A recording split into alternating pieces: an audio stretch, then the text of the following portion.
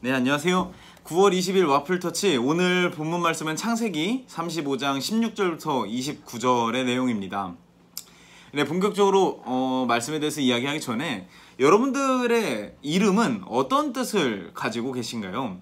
저는 규용이라는 이름인데 규자는 솔규자인데 이제 돌림자고요. 용자가 얼굴 용자입니다.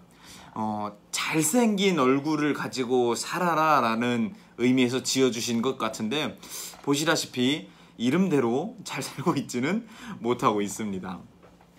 여러분도 각자 성함이 있으실 것이고, 또 각 성함에는 그 뜻이 따로따로 있을 것입니다. 나중에 이제 성인이 되어서 개명한 경우가 아니고서는 이름의 뜻을 자신이 직접 정하신 분은 아마 없으실 거예요. 태주를 끊으면서 어머니, 저는 제 이름을 철수라고 하기로 했습니다. 빛날 철, 빼어날 수 해서 밝게 빛나는 빼어난 아이가 되겠습니다, 이렇게 말한 사람은 없을 겁니다. 이름을 짓는 것과 그 뜻을 정하는 것은 보통 부모나 그 보호자의 뜻과 의지가 담기는 경우가 많습니다. 이런 맥락에서 야곱은 굉장히 이름에 대해서 조금 더 특별한 추억이 있는 사람이라고 할 수 있을 것 같습니다. 원래 야곱이라는 이름은 형 에서의 발꿈치를 잡고 나왔다고 해서 발꿈치라는 뜻을 가진 야곱이라는 이름인데요, 이것은 속인다라는 뜻도 함께 지니고 있습니다. 그런 야곱이 창세기 32장에 하나님께 이스라엘이라는 이름을 받게 됩니다. 이 이스라엘이라는 이름은 이기다 하나님이라는 뜻입니다. 하나님을 이겼다라는 뜻이라고 생각할 수도 있겠죠. 왜냐하면 그 씨름 끝에 받아는 이름이거든요. 하나님 이겼다. 그런데 이때 당시에 이 고대 사회에서는 하나님을 목적어의 위치에 두는 경우는 없었습니다. 하나님을 무조건 주어에만 두었거든요. 그렇기 때문에 이 이스라엘이라는 이름의 뜻을 하나님께서 이기게 했다라는 뜻으로 받아들인다고 많이들 이야기하더라고요. 그런데 32장부터 오늘이 35장의 말씀까지 야곱은 한 번도 이스라엘이라고 부름을 받지 못했습니다. 그러던 야곱이 어제 함께 읽었던 본문 말씀에서 다시금 하나님께 이스라엘이라는 이름으로 부름을 받습니다. 하나님과의 관계가 다시 회복이 된 것이죠. 이제 어제 본문 말씀과 조금 연결이 되는 이야기인데, 분명히 야곱은 베들로 돌아갔고 이방 신들의 그 흔적과 귀걸이들도 땅에 묻었습니다. 고향 땅으로 돌아가는 길에도 올랐고요, 하나님과의 관계가 회복이 된 야곱입니다. 하지만 그럼에도 불구하고 여전히 야곱의 삶에는 슬프고 절망스러운 일들이 계속 반복이 되고 있습니다. 어제 드보라의 죽음도 그 맥락 중에 하나고요, 이제 오늘 본문 말씀에서는 아버지 이삭과 사랑하는, 정말 사랑하는 아내 라헬이 아이를 출산하면서 동시에 죽게 됩니다. 그러면서 이 태어난 아이에게 라헬이 이름을 붙여주는데, 이런 그 본문의 내용들이 오늘 나오고 있습니다.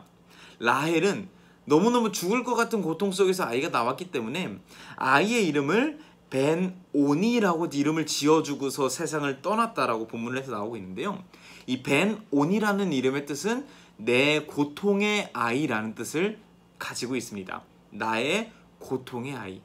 그런데 아내 라헬은 벤오니라고 이름을 지어주세요라고 하고 죽었는데, 이 아이를 받아든 야곱은 조금 생각이 달랐던 것 같습니다.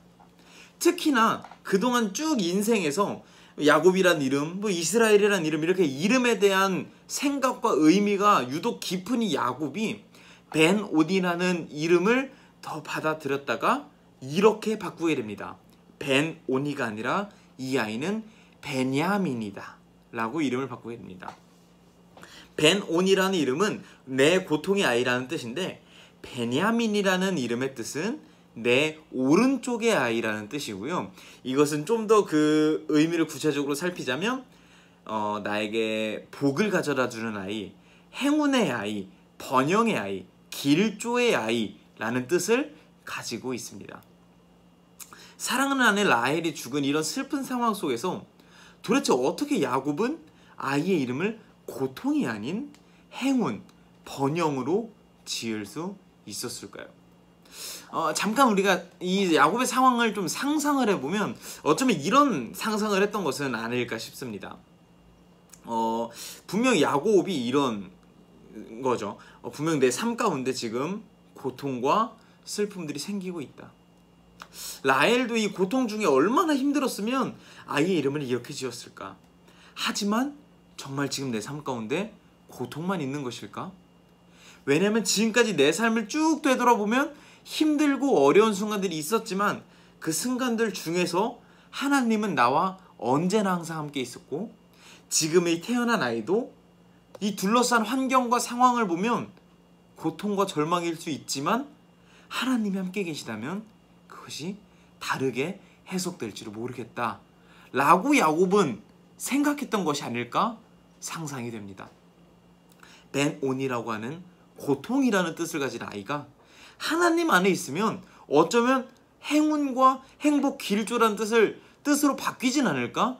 지금까지 겪었던 내 삶처럼 말이지 라고 야곱이 생각하진 않았을까?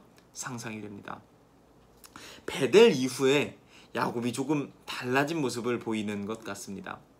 하나님과의 친밀한 관계가 회복될 때 우리도 야곱처럼 눈앞에 펼쳐져 있는 환경만 보는 것이 아니라 그 뒤에서 그 속에서 일하시는 하나님을 볼 수 있게 되지 않을까요? 야곱처럼 말이죠. 혹시나 여러분 지금 눈앞에 펼쳐진 여러분의 상황들이 힘들고 어려운 상황에 있는 분들이 계실지도 모르겠습니다. 제가 감히 이렇다 저렇다 이야기할 수 없을 정도로 고통스러운 상황 속에 계신 분들도 계실지 모르겠습니다. 하지만 저는 한 가지 확실하게 말씀드릴 수 있는 건 우리 하나님 안에서는 모든 것이 합력하여 선을 이루게 될 줄을 믿는다는 것입니다. 그리고 우리가 베델로 돌아갈 때, 하나님의 약속 안에 거할 때, 하나님의 말씀으로 살아갈 때 우리 삶 속에서, 고통스러운 삶 속에서, 답답한 환경 속에서 선을 이루고 계시는, 합력하여 선을 이루고 계시는 하나님을 바라볼 수 있게 될 수 있지 않을까 생각이 듭니다. 벤온이라고 하는 고통스러운 상황에서 베냐민이라고 하는 기쁨으로 바꿀 수 있었던 야곱처럼 말이죠.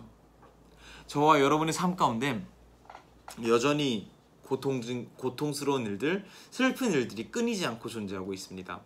하지만 이러한 상황 가운데에서도 하나님은 여전히 우리와 함께하고 계십니다. 야곱처럼 말이죠. 더불어서 우리가 야곱처럼 하나님의 말씀 안에, 하나님의 그 거하심 속에, 하나님의 언약 속에 우리가 함께할 때, 하나님과 함께 맺었었던 그 과거의 친밀한 그 관계를, 그 첫사랑을 다시금 기억하며 살아갈 때 여전히 우리 삶 가운데 존재하는 답답한 환경들, 해결되지 않는 모습들, 가족 간의 관계, 제대로 해결되지 않는 답답한 진로들, 고통들, 힘듦들, 이런 것들이 여전히 존재할지라도 그 속에서 합력하여 일하시는 하나님을 발견하고 고통만 보는 것이 아니라 기쁨을 발견할 수 있는 저와 여러분이 될 수 있지 않을까 기대하며 소망해 봅니다. 감사합니다.